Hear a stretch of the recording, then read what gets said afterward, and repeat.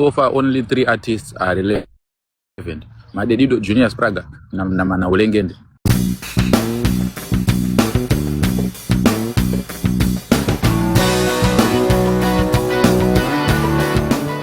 Muri Zimbabwe ndabatira video rapop 10 achitsanangura iye kuti most relevant artist ndimadedido Ulengende na Junior Spraga vamwe vese vari kutraya ndakusiya muchiona video notera.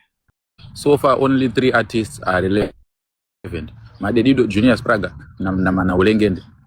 The rest are trying. People are not even seeing that.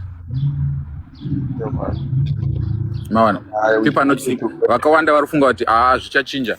Vana Ulengende anenge anyarara manje asa vasitoona kuti tato mu 5th month zvinhu zvingori zvazviri pop tinachitaurwa uko Ulengende achitaurwa uko Tigonza achidai isusu chiri kuitika ndechekuti tiri kutopisa but vanhu vane zvimwe zvipisiso vanoconfirm right munhu kana uchipisa handiti chinhu chinoita kuti vanhu vabelieve kuti uyu anopisa kuconfirm vanhu vakawanda kuti uyu ari kupisa zvinhu zvake zvikudai then vanhu vakavari in control of vanhu vanokwanisa kuconfirma kupisa vanhu ivavo varida kuti get rid of because half of them are not even musically inclined, you know. Varungozvitira mapage avo